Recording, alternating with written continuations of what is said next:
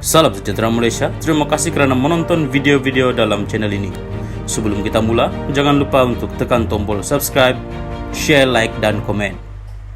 Let's go!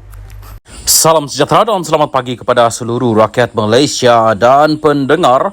Berita panas hari ini dipetik dari BH Online bertajuk, "Saya duduk agak bersabar dengar tuduhan Muhyiddin." Berita penuh, Tan Sri Muhyiddin Yassin hari ini sekali lagi menafikan dakwaan bahawa anak dan menantunya memperoleh kontrak dalam sistem imigresen bersepadu nasional NIISE. Ketua Ahli Parlimen Perikatan Nasional PN itu bangun mencela selepas kekecohan berlaku sebaik Ko Poi Tiong, PH Kota Melaka, membuat dakwaan itu pada awal perbahasan Belanjawan 2023 peringkat dasar di Dewan Rakyat. "Saya duduk agak bersabar mendengar tuduhan yang telah dibuat oleh Kota Melaka. Saya sudah jelaskan yang dipertua pada hari saya berucap yang lepas. YB yang berhormat, Jelotong ketika itu bangkit dan beberapa lagi YB Ipoh Timur tak silap saya bangkit soal itu. Yang mengatakan tentang menantu Datuk Muhammad Adlan Berhan telah pun mendapat kontrak NIISE, iaitu sistem imigresen yang disatukan di waktu mana larut Datuk Seri Hamzah Zainuddin adalah Menteri Dalam Negeri. Saya sudah sebut hari itu, ia adalah pembohongan, fitnah, tidak betul dan pertuduhan yang berat nak menjatuhkan maruah saya dan juga maruah keluarga saya. Ini perkara yang berat," katanya. Dalam masa sama, beliau juga menyifatkan laporan media mengenai isu itu sebagai berita palsu. Tetapi kalau nak tanya saya nak beritahu di sini dengan jelas bahawa dakwaan itu tidak benar. Bahawa keputusan yang telah dibuat oleh pihak jawatan kuasa pemilihan untuk memilih penenda sebagai tender terbuka bukan syarikat milik anak menantu saya, iaitu syarikat daripada Iris Corporation Berhad. Saya nak jelaskan di sini sebab ini peluang saya nak nyatakan dengan jelas. Kalau YB di sini membangkitkan itu, tuduhan itu di luar, saya akan ambil tindakan undang-undang. Kalau berani sebut di luar Dewan Rakyat, katanya merujuk kepada Poi Tiong. Jun lalu Hamzah yang juga Menteri Dalam Negeri ketika itu dilaporkan berkata, pelaksanaan NIISE dengan kos RM1 bilion diyakini mampu mempertingkatkan sistem imigresen negara ke tahap yang lebih baik. Beliau berkata, kontrak NIISE di antara kerajaan dengan IRIS Information Technology System Sendirian Berhad dimuktamadkan pada Mei 2022 membabitkan lebih 12 kontraktor.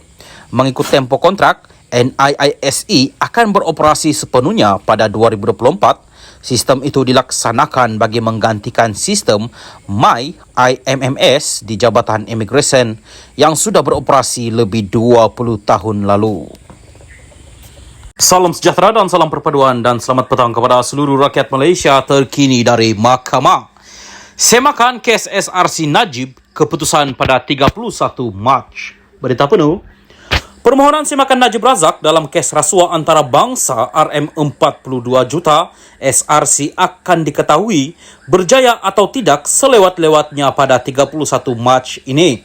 5 hakim Mahkamah Persekutuan yang bersidang dipengurusikan oleh Ketua Hakim Sabah dan Sarawak, Abdul Rahman Sebli, petang ini menangguhkan penghakimannya dalam semakan oleh bekas Perdana Menteri itu. "Kami akan memutuskan tarikh yang akan ditetapkan kemudian. Pihak terlibat akan dimaklumkan.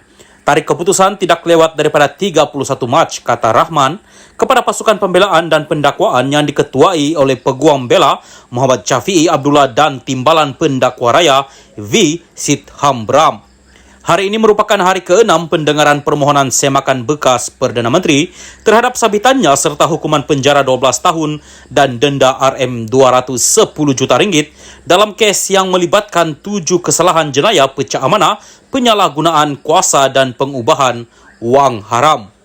Antara kemungkinan keputusan semakan kehakiman ini, Najib mendapat pembebasan penuh atau rayuannya didengar lagi oleh sidang hakim Mahkamah Persekutuan yang berbeza, atau dia mendapat perbicaraan semula kes SRC International di hadapan Hakim Mahkamah Tinggi yang baru. Selain Abdul Rahman, semakan Najib ini turut didengar sidang Hakim Mahkamah Persekutuan Vernon Ong Lam Kiat Rodzaria Bujang dan Nordin Hasan, serta Hakim Mahkamah Rayuan Abu Bakar Jais.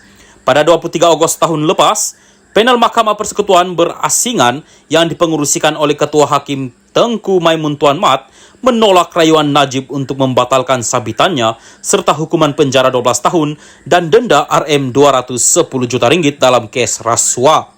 Selepas gagal dalam rayuan di Mahkamah Rayuan dan Mahkamah Persekutuan, Najib telah memohon sidang Hakim Mahkamah Persekutuan sekarang untuk mendengar permohonan semakannya mengenai kes yang melibatkan 1 sabitan penyalahgunaan kuasa, 3 sabitan jenayah pecah amanah dan 3 sabitan pengubahan wang haram. Najib yang kini menjalani hukuman penjara di Penjara Kajang turut mencuba ikhtiar lain di luar badan kehakiman untuk membebaskan dirinya melalui petisyen pengampunan diraja serta petisyen kepada Pertubuhan Bangsa-Bangsa Bersatu atas penahanan sewenang-wenangnya. Melalui permohonan semakan sekarang, Najib berpendapat terdapat konflik kepentingan Hakim Muhammad Nazlan Muhammad Ghazali yang menjatuhkan sabitan terhadap perbicaraan kes rasuah SRC International pada Julai 2020.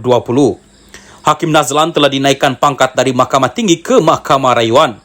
Najib mendakwa antara lain Hakim Nazlan tahu Maybank Investment, entiti Maybank Group dan Bina Fikir, entiti lain dari Maybank Group telah menasihatkan syarikat pelaburan negara 1MDB berkaitan urusan penubuhan SRC International. Najib mendakwa bahawa konflik kepentingan timbul akibat peranan Nazlan sebagai penasihat umum kepada Maybank pada ketika itu. Pada mulanya, anak syarikat 1MDB, SRC dimiliki sepenuhnya oleh Menteri Keuangan, Incorporated, MOF Inc., 1MDB juga dimiliki sepenuhnya oleh MOF Inc. Permohonan semakan Najib juga mensasarkan 3 keputusan lain oleh sidang Hakim Mahkamah Persekutuan sebelum ini.